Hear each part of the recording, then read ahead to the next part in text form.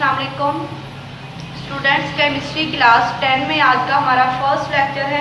हम लोग chapter number 1 से स्टार्ट कर रहे हैं। जो चैप्टर नंबर 1 है आपकी बुक पे वो है केमिकल एक्विलिब्रियम। ठीक है, केमिकल एक्विलिब्रियम जो होता है ना, ये जो वर्ड एक्विलिब्रियम है ये आप लोगों ने पहले भी पढ़ा भी हुआ है, सुना भी हुआ है। ये एक फिनोमिना होता है जो केमिकल रिएक्शंस के दौरान एग्जिस्ट करता है। एक स्टेट आती है केमिकल रिएक्शन में जिसको हम एक्विलिब्रियम कहते हैं। ठीक है, तो केमिकल एक्विलिब्रियम पर बात करने से पहले हम लोग केमिकल रिएक्शंस के बारे में पढ़ेंगे। आपकी बुक पे भी यहाँ से टॉपिक आप लोगों का स्टार्ट हो रहा है, तो स्टार्ट में कुछ टर्म्स केमिकल रिएक्शन से रिलेटेड है। ठीक है, तो वैसे इस पूरे चैप्टर में हम लोगों ने केमिकल एक्विलिब्रियम से रिलेटेड टॉपिक को डिस्कस करना है। तो पेज नंबर है आप लोगों का पेज नंबर 2। पेज नंबर 2 पे जो स्टार्ट में इंट्रोडक्शन है इस एक्विलिब्रियम फिनोमिना जो है ना, इसकी इम्पोर्टेंस को वहाँ पे जाहिर किया गया है कि जो एक्विलिब्रियम फिनोमिना है अगर हम अपनी सराउंडिंग में ऑब्जर्व करें तो हमारी जो लाइफ है, ठीक है, हमारी लाइफ की एग्जिस्टेंस डिपेंड कर रही है इसी एक्विलिब्रियम फिनोमिना पर। अब किस तरह से डिपेंड कर रही है, उन्होंने एक सिंपल एग्जाम्पल यहाँ पे मेंशन की है कि ये जो हम सांस लेते हैं, ऑक्सीजन को इनहेल करते हैं, कार्बन डाइऑक्साइड को एक्सहेल करते हैं, तो ये वाला जो फिनोमिना है ये भी एक्विलिब्रियम फिनोमिना है। ठीक है, तो ये हमारी लाइफ एग्जिस्टेंस ऑफ लाइफ का बेसिक, यानी हमारी एग्जिस्टेंस ऑफ लाइफ जो है इसी एक रिएक्शन पर डिपेंड कर रही है। ऑक्सीजन को अंदर लेके जाना और कार्बन डाइऑक्साइड को बाहर लेके आना। ठीक है, जो हमारा हम सांस लेते हैं। ठीक है, तो first of all chemical reaction, तो 9th क्लास में चैप्टर नंबर 1 में आप लोगों ने एक डेफिनेशन पढ़ी थी केमिकल चेंज। ठीक है, कि केमिकल चेंज आता है सब्सटेंसेस के दरमियान, दो सब्सटेंसेस के दरमियान केमिकल चेंज आता है और उसके नतीजे में एक न्यू सब्सटेंस बन जाता है। ठीक है, तो केमिकल रिएक्शन में भी ये बिल्कुल यही चीज़ होती है। जो कंपाउंड्स और एलिमेंट्स होते हैं उनके एटम्स आपस में रीअरेंज होते हैं और उस रीअरेंजमेंट के नतीजे में एक नई चीज़ बन जाती है, एक नया सब्सटेंस बन जाता है। और पूरे केमिकल रिएक्शन को जो रिप्रेजेंट किया जाता है वो केमिकल इक्वेशंस के ज़रिए रिप्रेजेंट किया जाता है, by formulas, by symbols of element. ठीक है, तो वो इक्वेशंस और केमिकल रिएक्शन को फर्स्ट ऑफ ऑल हम देखेंगे। आज का जो बेसिक टॉपिक है हमारा वो है इरिवर्सिबल रिएक्शन। हमने आज इरिवर्सिबल रिएक्शन पर बात करनी है। फर्स्ट ऑफ ऑल ये एक केमिकल रिएक्शन देखने यहाँ पे मेंशन किया गया है, आपकी बुक पे भी इसी केमिकल रिएक्शन की एग्जांपल है।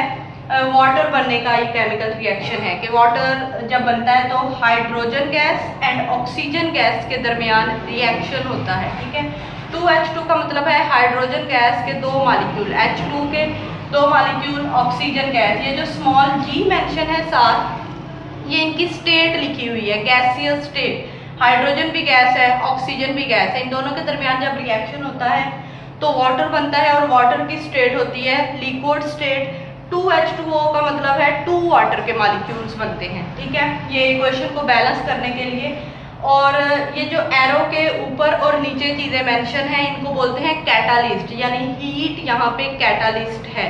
कैटालिस्ट क्या होते हैं? कैटालिस्ट उन एजेंट को कहा जाता है जिनकी मौजूदगी में केमिकल रिएक्शन आसानी से हो जाए, तेज़ी से हो जाए, फास्ट करते हैं ये केमिकल रिएक्शन को, तो इन एजेंट को कैटालिस्ट कहते हैं। तो यहाँ पे ये वाली चीज़ें हमारी कैटालिस्ट हैं। अच्छा, केमिकल रिएक्शन में ना यहाँ पे 2 मेजर टर्म्स आपकी बुक पे उनकी डेफिनेशन है, डार्क इंक में लिखा हुआ है, रिएक्टेंट एंड प्रोडक्ट। तो इस केमिकल रिएक्शन में, यानी किसी भी केमिकल रिएक्शन में जो चीज़ें रिएक्ट कर रही हैं, जिन चीज़ों के दरमियान रिएक्शन हो रहा है उनको बोलते हैं वो रिएक्टेंट्स हैं।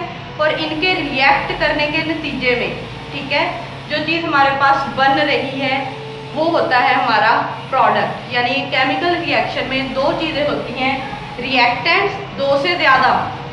यहाँ पे 2 रिएक्टेंट है ना, बहुत सारे ऐसे केमिकल रिएक्शन है 2 से ज़्यादा भी रिएक्टेंट हो सकते हैं। ठीक है, जो चीज़ें रिएक्ट करेंगी वो रिएक्टेंट है और उनके रिएक्ट करने के नतीजे में जो चीज़ बनेगी वो होता है प्रोडक्ट। ठीक है, इन दोनों की डेफिनेशन मेंशन है पेज नंबर 2, जहाँ से हमारा टॉपिक स्टार्ट हो रहा है, reversible reaction and dynamic equilibrium. वहाँ पर स्टार्ट में ये छोटी छोटी टर्म्स की डेफिनेशन है जो आप लोगों ने अंडरलाइन करनी है उसके बाद यानी रिएक्टेंट एंड प्रोडक्ट के बाद जो नेक्स्ट डेफिनेशन वहाँ पे मेंशन है वो है इरिवर्सिबल रिएक्शन।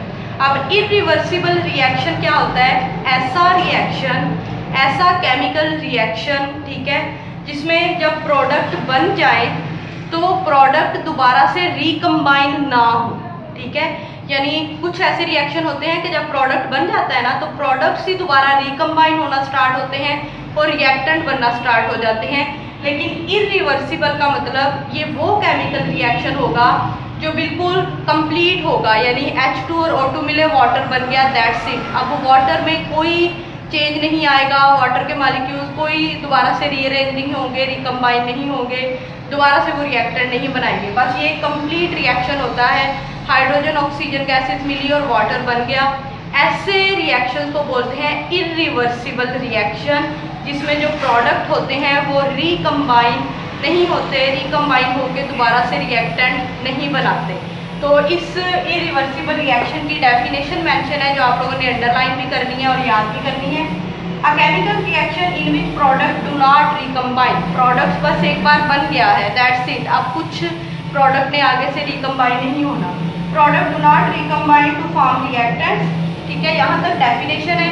नेक्स्ट टू छोटी छोटी चीज़ें यहाँ पे मेंशन है कि अ कंप्लीट रिएक्शन होता है ये, ठीक है। इरिवर्सिबल रिएक्शन को कंप्लीट रिएक्शन कहते हैं हम, और इसको रिप्रेजेंट करते हैं बाय सिंगल एरो। ये आप देख रहे हैं यहाँ पे, ये एक इरिवर्सिबल रिएक्शन है और इसको रिप्रेजेंट किया गया है बाय सिंगल एरो, ठीक है। तो आज का टॉपिक हमारा बस यहीं तक था। ये आप लोगों ने छोटी छोटी डेफिनेशन और इन सब को अंडरलाइन भी करना है और याद भी करना है। नेक्स्ट हम कल के लेक्चर में रिवर्सिबल रिएक्शन पे बात करेंगे।